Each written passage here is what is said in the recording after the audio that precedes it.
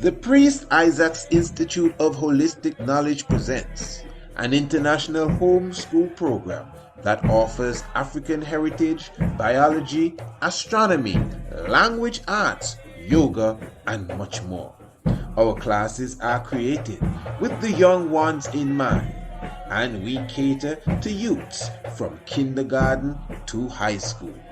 Children love our colorful and very animated lessons, while parents recommend it to friends and family. Contact us for a free preview and see for yourself why investing in the international homeschool program will be of great benefit to you and your young ones. Bless you.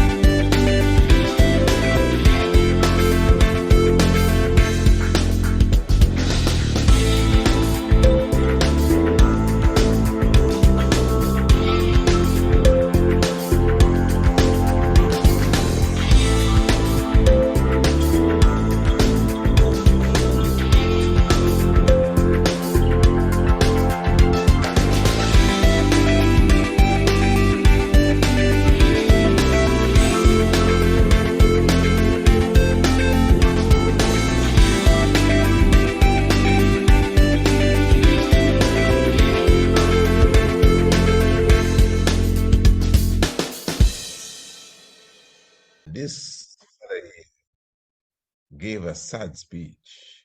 You didn't hear it? Man, you're in for a treat here. This fella here, I never expected to hear this. This man said how sorry he was for killing them 10 people. He don't know. When he looked back at it, he's so ashamed of himself. Something of the sort, something like that. I said, wow.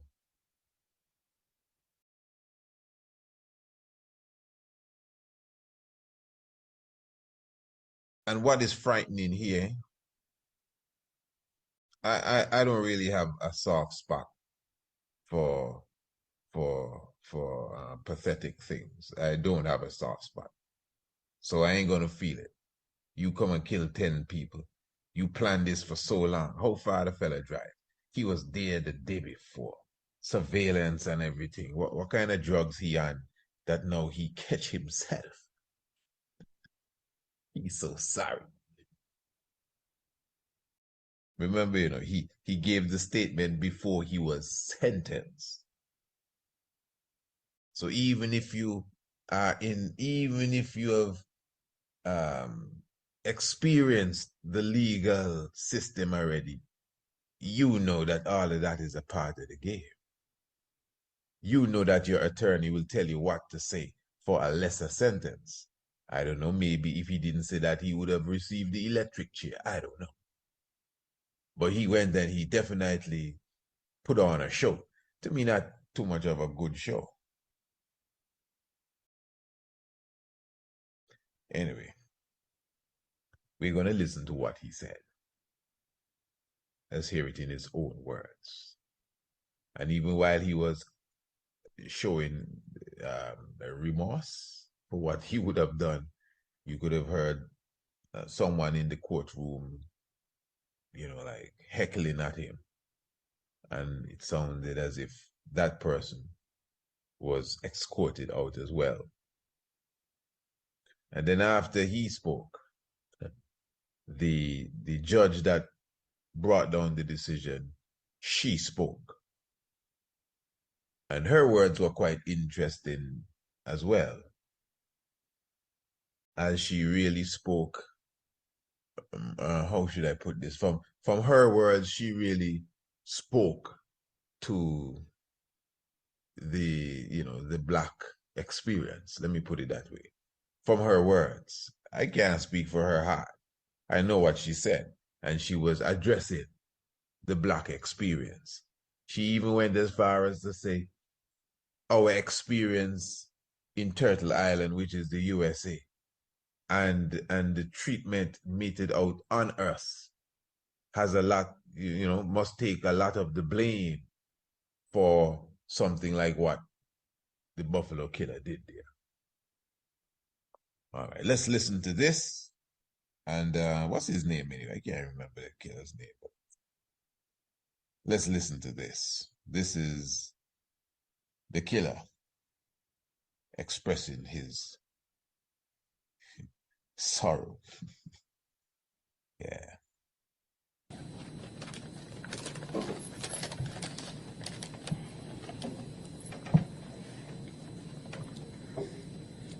I'm very sorry. Imagine that man here looking nice and so with his glasses now, and like a regular old nerd, and me is nice, good old kind of fella. Imagine that. Wow. I'm very sorry for all the pain I forced the victims and their families to suffer through. I'm very sorry for stealing the lives of your loved ones. I cannot express how much I regret all the decisions I made leading up to my actions on May 14th. I did a terrible thing that day. I shot and killed people because they were black. Looking back now, I can't believe I actually did it. I believed what I read online and acted out of hate. And no, I can't take it back, but I wish I could. And I don't want anyone to be inspired by me and what I did. Okay, hold on. As disgusting as it was, I'm going to play that again. Now, you see, these sort of speeches, you have to keep in mind that this is designed, this is layered. This is layered. There's a lot of emotion in it. Not really from him, When I say a lot of emotion, a lot of ones who will be taking this, those who are eating this, are going to act with a lot of emotion to what he said. Some of us are going to be,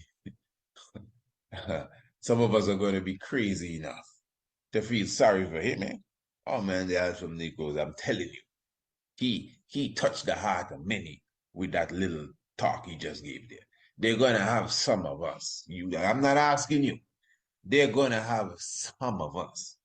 If they don't have some of us who fall for that, well, we're in a good position then. I mean, things are looking up.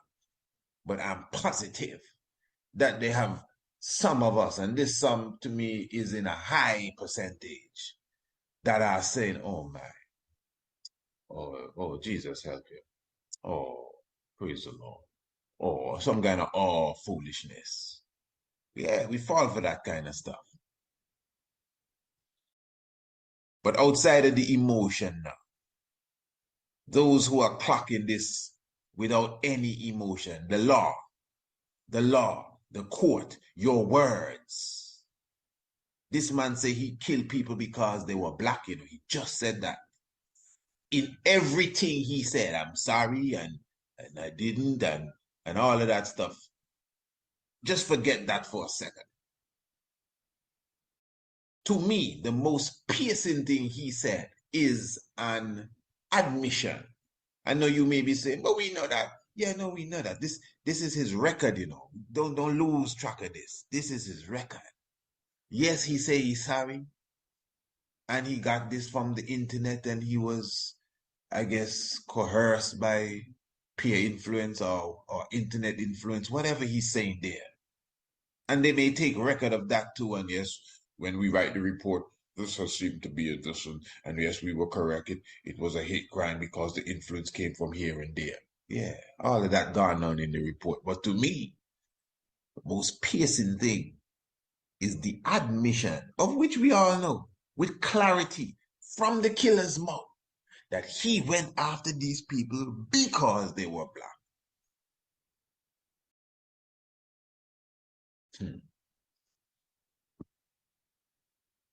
And he's sorry, Didn't mean to do it, Let's hear it one more time, and then we'll hear from the judge.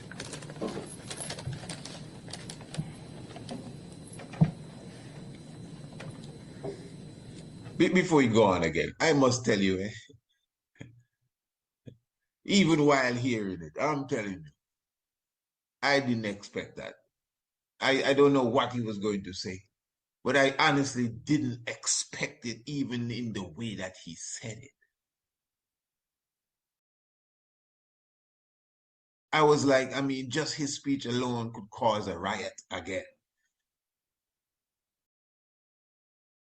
Remember, I'm not furnished to hear that and say, oh my, I understand. So I'm not ready to respond like that. So my response is more like, who he fooling? Who he think he fooling with that? What is he trying? So that's my kind of response. And then looking at the wolves around him, his lawyers, his attorney, they look sad too, and they face that looking down, and that kind of look people like to do when they, something people do with their lip, like if they're too sorry, and we understand them kind of foolishness. You can't pull that over on us. These people, as if they naturally, instinctively get trained to do their faces like that when they're trying to fool people off. We all so sorry. We understand. And when he does speak, maybe somebody pat him on and sit down. It's okay.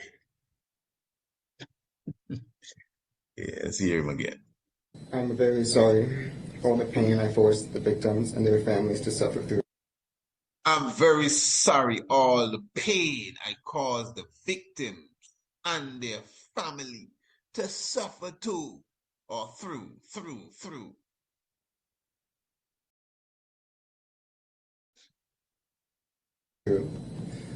I'm very sorry for stealing the lives of your loved ones. That's why you hear people in the background mumbling. As sympathetic as he may want to sound, this is ludicrous. This is so pathetic. I'm telling you, me myself, when I said, yeah, the sentence come down, let me hear what he have to say. I see him get up, moving weird, going for his paper. I never expected this tone and this level of, oh, I'm so sorry, please forgive me. I never expected it. This make him look colder than he looked before. You say I have a cold-hearted killer. Man, to me, this is cold. This is cold. To me, it's better he just hush his mouth or just watch the judge like some of the other killers that don't have nothing to say. They have some cold killers. You have anything to say? His Bessie did do that. Bessie did say, no, I'm okay. Any last words? Attorney? No, Your Honor, he doesn't want to say it. Yeah, his Bessie did that. His man's sorry. I'm sorry for the pain I caused the victims and their family. I'm so sorry. I'm very sorry for all the pain I forced the victims and their families to suffer through. I'm very sorry for stealing the lives of your loved ones. I cannot express how much I regret all the decisions I made leading up to my actions on May 14th. I did a terrible thing that day. I shot and killed people because they were black. Looking back now, I can't believe I actually did it. Looking back now, I can't believe I actually did it.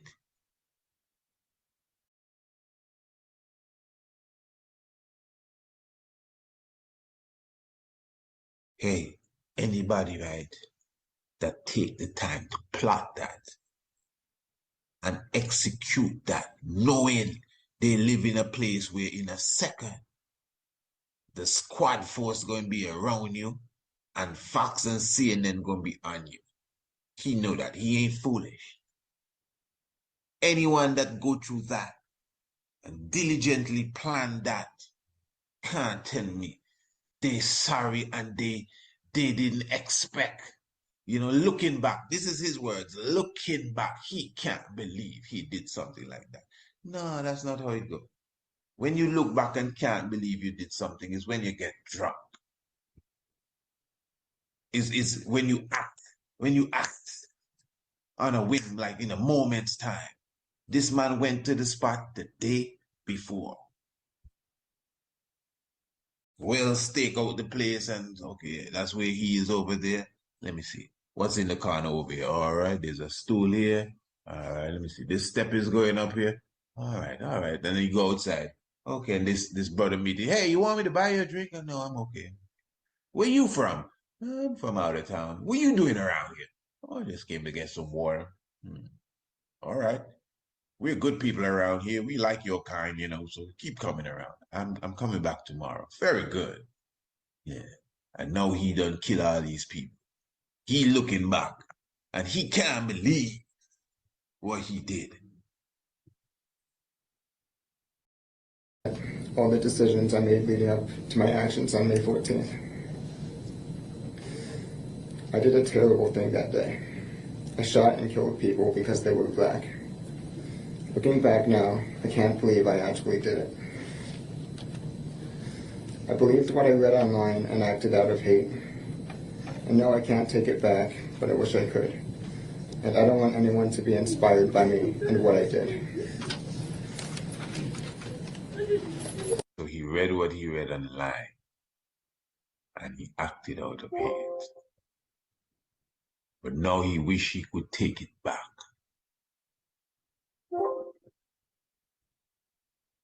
Now let's just assume all of this was true. And I must, because there are many, many of you, again, that following his line, enough people don't bite that hook. Oh man, he read it online. Oh, he came to his senses just too late. You're going to hear the conversation. Some people are going to say, well, listen, he did commit the crime. He got to pay the time. It's so sad that he came to the reality a bit too late. People are going to say that, eh? Yeah, well, if he only realized that before he did, God, give me a break. Now he realized that.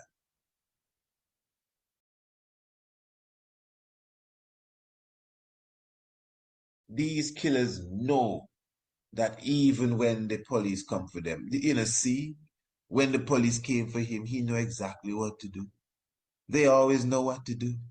They always know to put the gun on the ground and everything. They always know because they train themselves for even that. They know nobody's going to carry them in no back room and beat them up. They know that. Man, listen, you are a white fella and you go and kill 10 black people. When the police come and hold you and carry you away, you okay. Believe me, nobody gonna lay no hands on you. Even if it's children you kill that are black. Nobody, maybe a black police would want to do that and he cannot get away with that.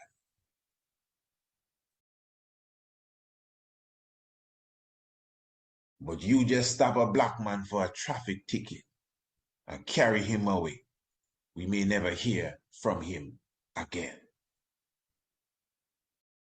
He know that. The Buffalo Killer there. He know that. He know that. He know that. He know that when they hold him that day, you think he just expected to go and get away with it? He knows. He didn't go in a disguise like the other fella you. He just went brazen. These fellas didn't come with masks on their faces. He just come in and kill and come outside and hands up. And now he's looking back. Somehow he didn't even believe he could do something like that. Something he read online. Yeah, blame online all the time. You don't mean that shit! Fuck out of here! You don't mean that shit!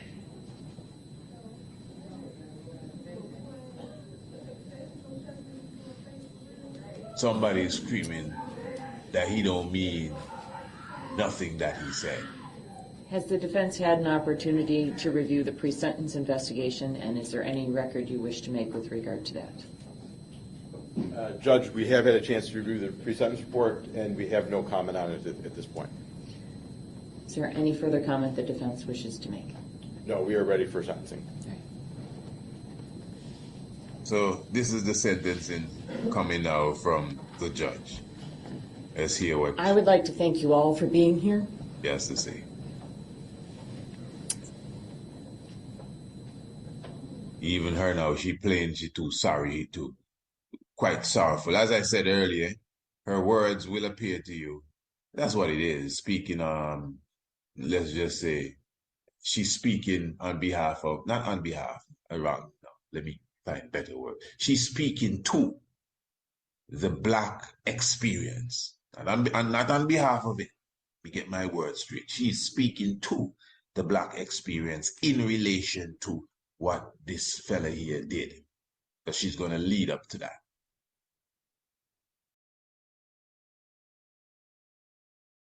And you see, family, you know, I know sometimes some of you listen to me and you may think that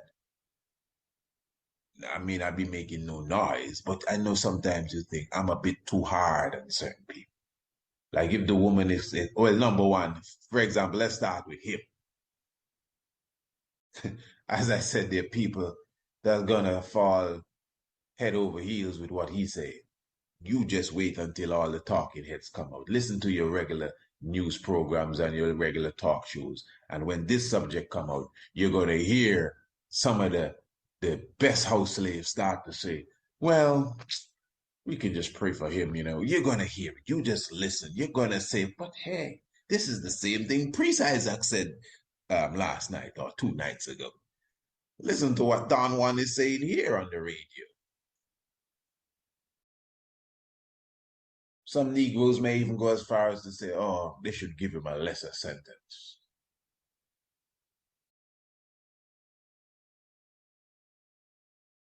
People that he affected who may be upset with him now, maybe a few years down the line, will say, man, looking back at it, we could have just forgiven him.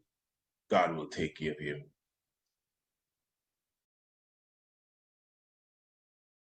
So if we can fall for him, more than that will fall for what the judge is about to say. This is what I'm talking about. We ain't ready yet. Anybody can fool us. I don't know the judge. I like to take up the Khalid Muhammad spirit when it comes to these things. You know, I don't know her. She may be sincere, but I don't know her. I know her enough not to trust her. I've met her before. You know that, Judge? I mean, I'm talking in general. I'm talking in general. I know her. I ain't got no reason to trust her. Just like I don't have no reason to trust him, nor none of the lawyers around him. Let's put it that way. We ain't got no reason to trust the judge. I haven't taken the time to even to go into her personal records. I'm not speaking about her personally. Well, let's get to her personal records. How many people has she sent to prison for life? Yeah, we know what he did, but I'm almost sure she would have sent a few people to prison that maybe didn't belong there. What you say? And the real person to go to prison ain't there, because she's going to be speaking some things now about white supremacy. When you're in that position and you're speaking to the Black experience, I'm not impressed, because I'm not in her position. And I know what it means to live and fight for the Black experience. She's in that position there where she can put people in prison for life. And now she's speaking of the Black experience. With that position, I should have known about her before this sentence in here, because she's so, you know, sympathetic and empathetic about the Black experience. She should have programs in motion to help the Black experience. That's my opinion. I'm not trying to put my responsibility on nobody's shoulder. Okay, it is not her responsibility, straight up. But with the talk she's bringing now, this is my point. That's why I am not impressed. It's hard to impress me when it comes to the liberation of my people, especially with sweet talk. I don't care who you are.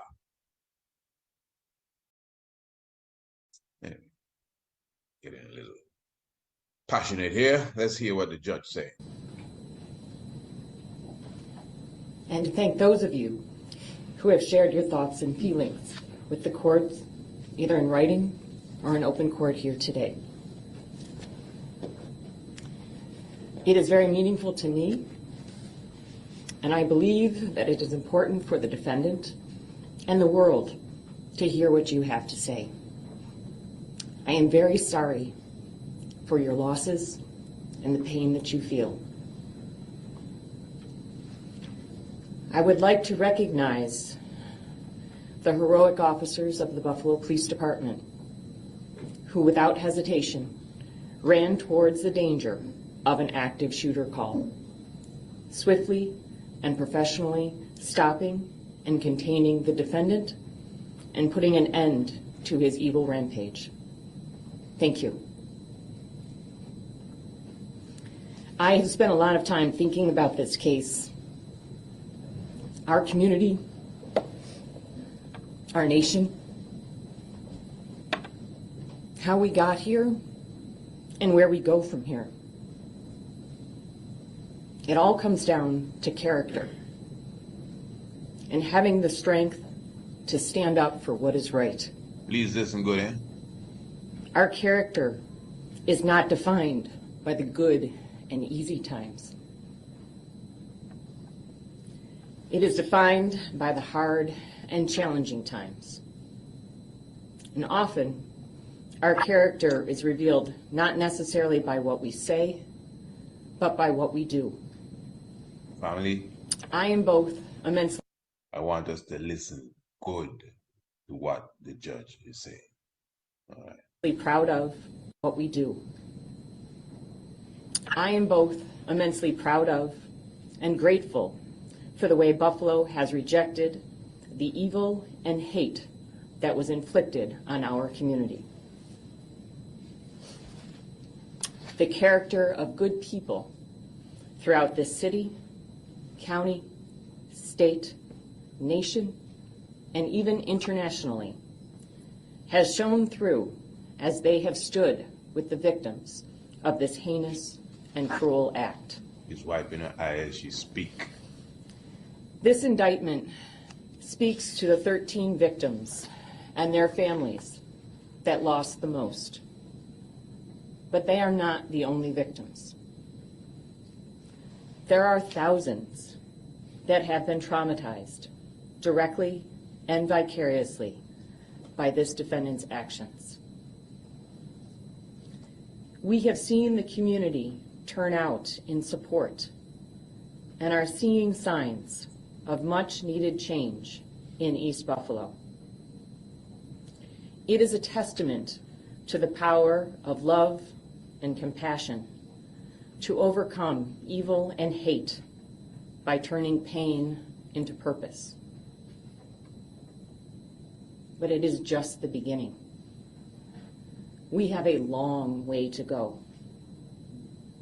This hateful act and other similar hateful acts across the country, motivated by white supremacy and replacement theory, are a reckoning for us as a nation. Key words, eh? White supremacy and replacement theory.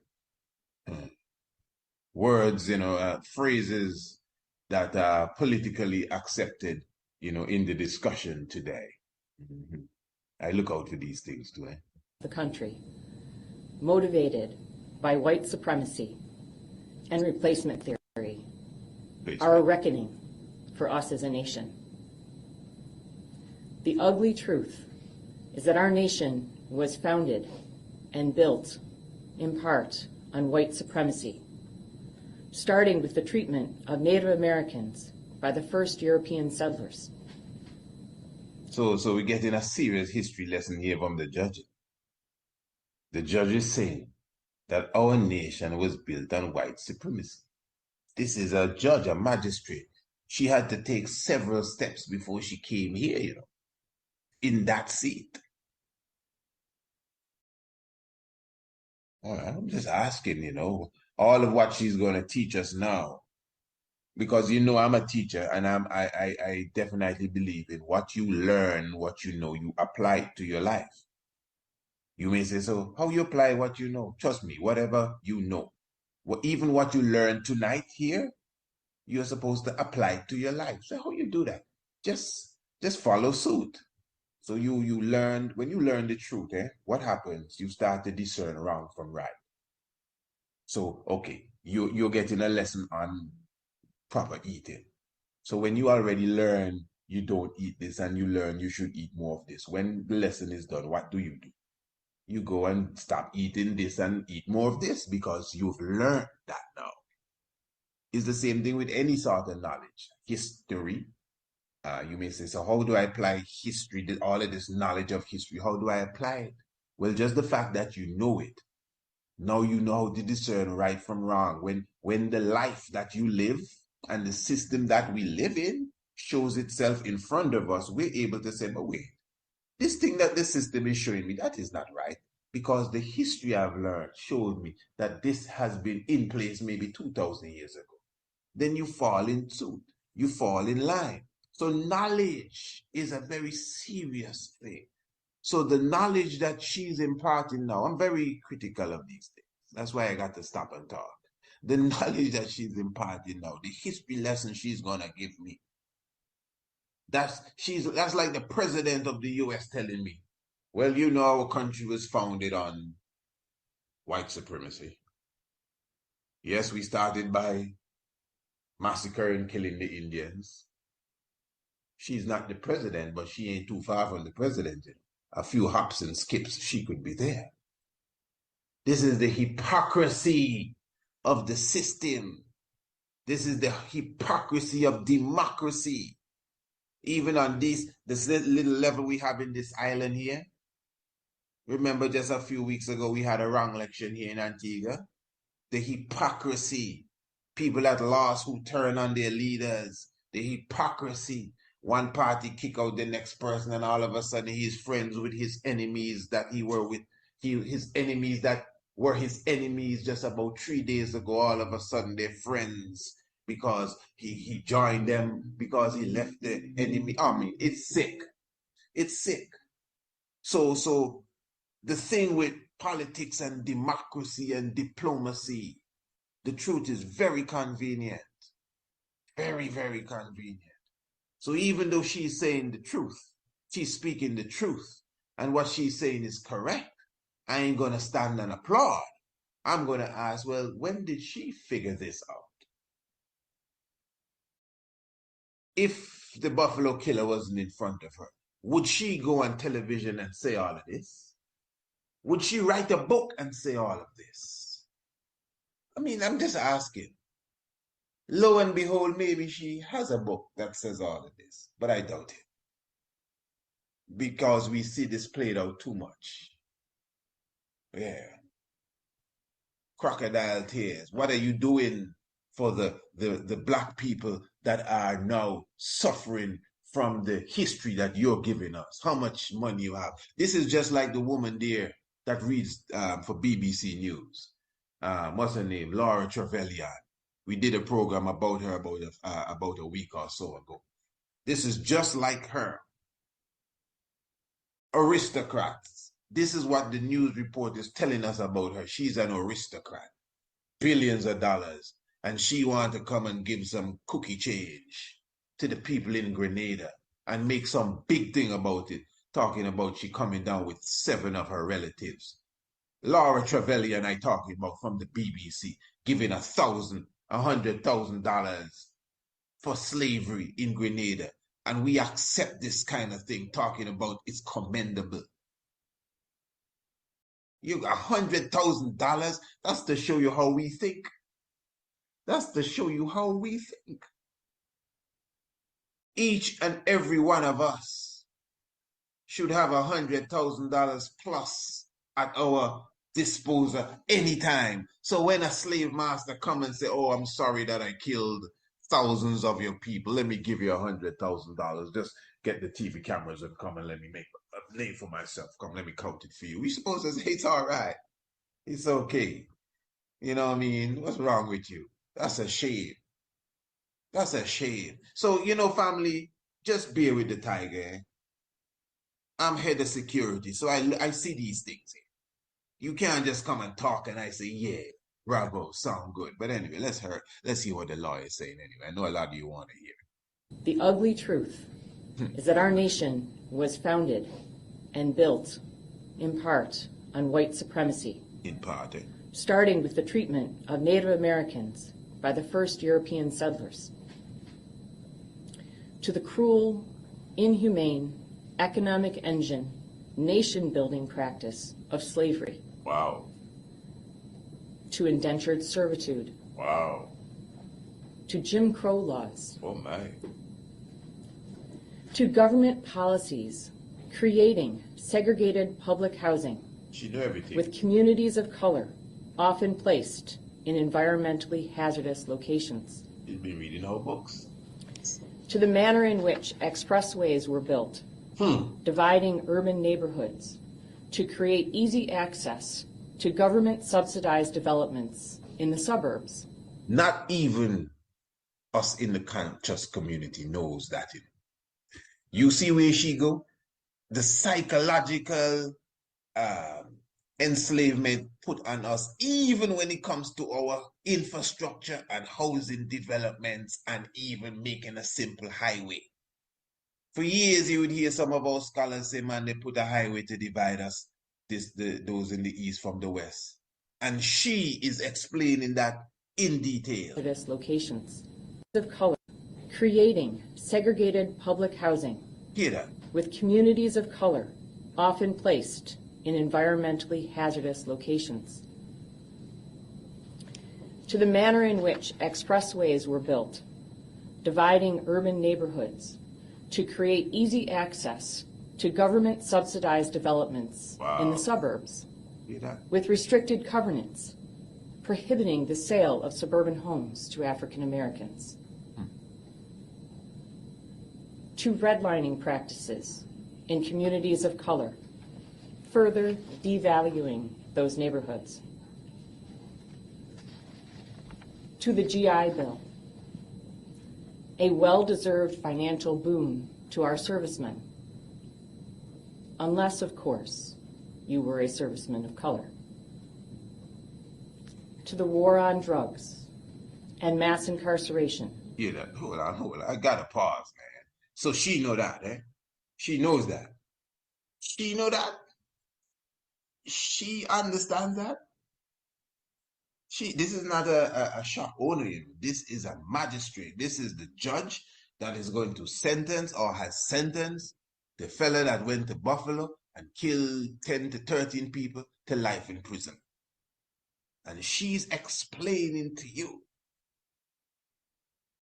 the war on drugs started by Tricky Dicky Richard Nixon and fully implemented by Ronald Reagan and kept up by George Bush the first, Clinton, and Bush the second, down the line up to now. She knows that. She's even going to tell you about the school to prison pipeline. I thought that was a phrase that was used amongst the black community. I mean, this is so you mean to tell me, Mrs. Judge, that you understand that the school system in America has been designed to send children from school to prison? Even if 1% of the school system was wired like that, that alone is reason for riot, a coup, man, all sort of things. Let's hear what she said. Disproportionately of men of color, to the school to prison pipeline. Hear that? The school to prison pipeline. You would believe that was a figment of our imagination, you know. No, I'm serious. This is not funny. That's why you need, see, like this speech, we need to secure this speech here. Because when you're going to be telling people about school to prison pipeline, most people will tell you that's just a figment of your imagination. That's just you conscious people talking that kind of smack.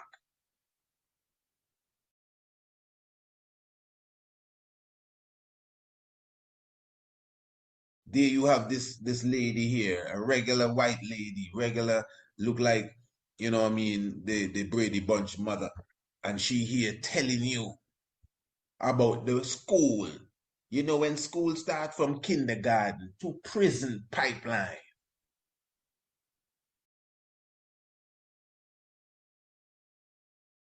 Black people she talking about, eh? To inequities in education, employment opportunities, and compensation. Mass incarceration. To the existence of food deserts. Hear this. And inadequacies in healthcare. Our history is replete with both individual and systemic discriminatory practices. The African History Month speech. Many of them still firmly in place today. In fact, it is these very policies and practices. I want you to hear this now, because we soon seal up, eh? Because remember, we have Rasta Roundtable coming next, so we're going to soon seal up. So you heard all what she says. She's going to explain what's the result of that history she just gave us. From the time that the country was founded on white supremacy, and Benjamin and Washington, the Masons, the Freemasons, coming up the line, and all from slavery to Jim Crow to segregation to all that we suffered, lynching and all of that. And then she went as far as to give us the passive look in slavery. Yeah, segregation and the schooling system and the projects and even building of highways and the education system and the grade of food that we are given. Man, the only thing she left out was the biological warfare on us. She could have topped it off with Tuskegee. At least everybody agree with that. Although it's more than Tuskegee. We can go into AIDS. We can go into even the corona, but she ain't going to touch that. She ain't going to say that. But she could have mentioned Tuskegee, because everybody knows that one and accept it. How they shoot us up with syphilis and send us home to give to the rest of our family. That was in 19 yesterday. Okay. Yeah, so she's saying now that because of all of this, many of them still firmly in place today. In fact, listen, it is these very policies and practices that contributed to and made this atrocity possible. The Priest Isaac's Institute of Holistic Knowledge presents an international homeschool program that offers African heritage, biology, astronomy, language arts, yoga, and much more. Our classes are created with the young ones in mind, and we cater to youths from kindergarten to high school. Children love our colorful and very animated lessons, while parents recommend it to friends and family. Contact us for a free preview and see for yourself why investing in the international homeschool program will be of great benefit to you and your young ones. Bless you.